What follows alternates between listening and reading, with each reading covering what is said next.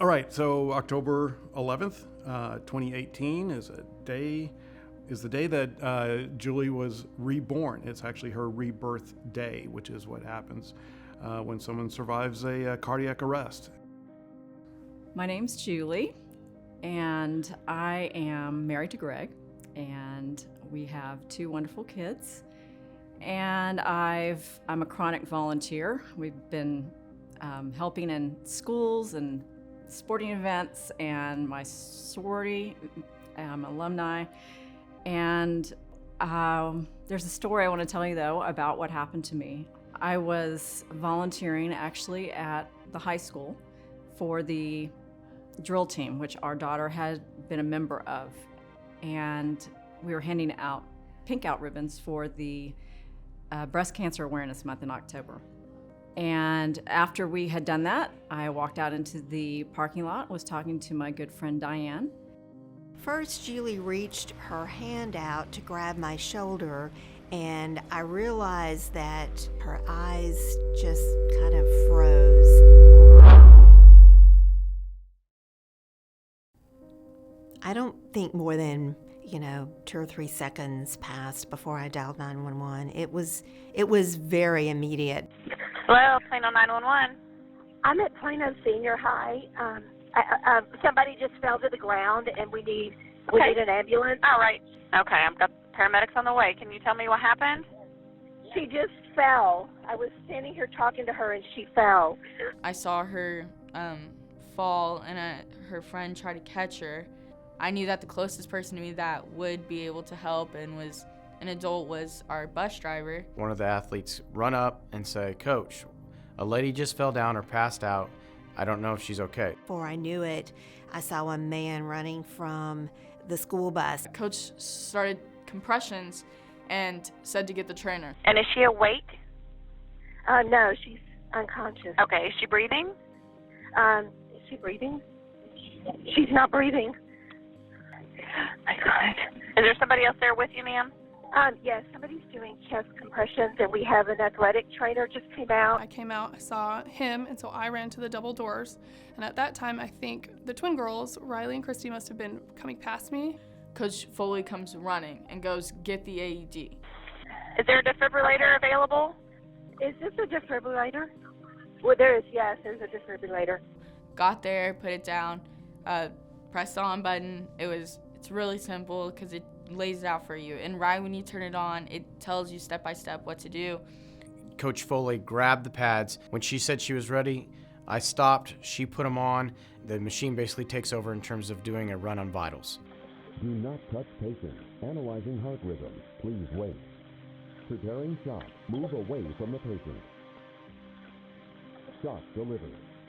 And then it shocked her. She kind of bounced with it a little bit. I think we all kind of were like, oh man, like, did it work? Did it help? Like, did we do anything to help her? And it ran its sequence again, and again it says clear, and then it did the second shock. And about the same time the second shock was given, the ambulance was just parking. The things that Jackie and Tom and the girls did worked so well that by the time we got there wasn't a ton for us to do. Once we recognize that, all right, she's got a strong pulse back, we stop CPR and we let her body start, going back to the way that it should be. She may or may not remember it. She may or may not, have any recollection of it. But I wanted her to know that she was okay and that we were going to take care of her. So basically, I got real close to her. I was sitting right next to her. Got real close to her. Said, "Julie." She looked at me, and I said, "Welcome back." In the hospital that I remember waking up and, or at least coming to, and looking at the ceiling tiles. And when the staff attending to me noticed that I was opening my eyes, they said, "Welcome back, and you are a very lucky lady." We were there for about 45 minutes and somewhere in there. But I do remember the paramedic pulling me aside, and this is when it started sinking in. I don't remember who told me it was not just fainting, it was a cardiac arrest. And at this time, I don't know the difference between a cardiac arrest and a heart attack. And so, or really what happened. And so I remember Brandon Guess is the paramedic that was there with Julie, and he comes up and he says,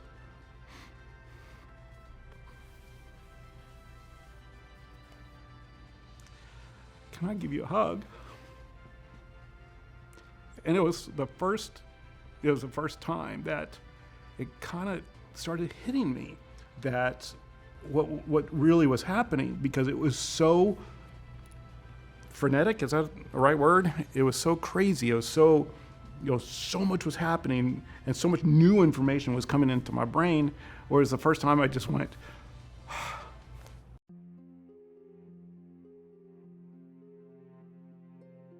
with a heart attack, it's a plumbing issue. You've got your artery and it gets clogged and clogged and clogged until now you've got your heart trying to force blood through a much more restricted area. But you're conscious. You have time. You've got minutes, hours, days, even longer with some of these signs. So if you pay attention to these signs, a heart attack is very, very survivable. A cardiac arrest is electrical. It's like throwing water on a battery. It's from 1 second to the next. When your heart stops during a cardiac arrest, blood is no longer running through your body. And you have to get blood going to your brain or your brain starts to die. So if someone has a cardiac arrest, you need to jump on that body as quickly as possible and start doing CPR. Now, CPR, which is the chest compressions, you don't need to blow in anyone's mouth any longer, but you just need to get the compressions going to keep the blood circulating in your body. And so what you're doing, though, with chest compressions is you're just buying minutes. You're not restarting the heart. The AED is the only thing that will restart the heart and save their life. So after getting out of the hospital after a week and realizing this is my new life, and Greg had come up with a really good idea about how in the world would I have been saved if there wasn't an AED nearby and somebody knew where to get it. I look at my phone and I'm like, why is it that I can look up and ask my smartphone, Google or Siri, where the closest Starbucks is? But I can't do that with an AED. To me, it just seemed crazy.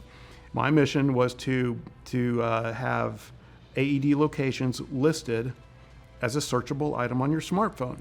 I went to change.org, signed up, wrote my story, took a couple pictures, and put it out there on Facebook. And I tagged friends and family, and this change.org just kind of took on a life of its own. I mean, it quickly, you would hit refresh and another 200 would show up, would sign up.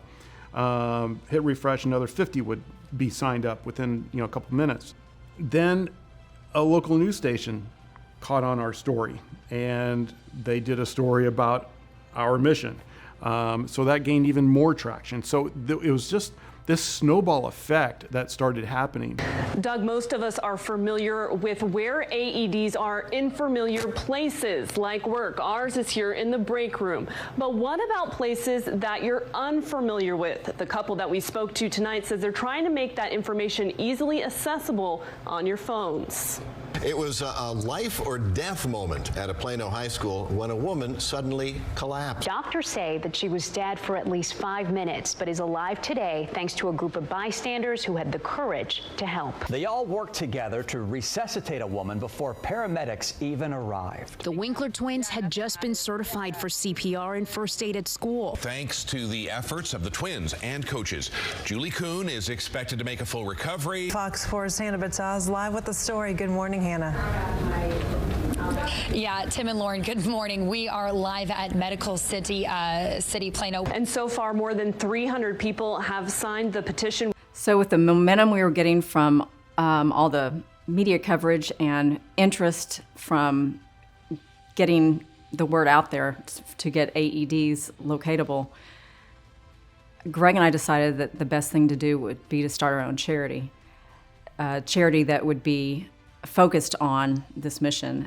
And we called it Cardiac Crusade because we were on a mission to get AEDs locatable and easily accessible so that they can save lives.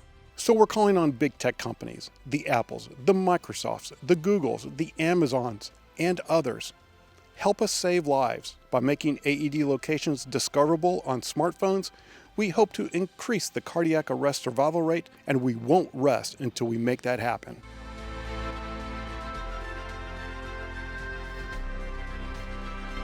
So what can you do to help? First, share this video on your social media. And go to our website, cardiaccrusade.org, and sign up for our newsletter. While you're at the website, go ahead and sign up to be a Cardiac Crusader. Cardiac Crusaders will help identify and verify AED locations, and they are essential to our mission. Finally, donate. All donations will help with our mission to help save lives. Thank you so much. Yes, thank you.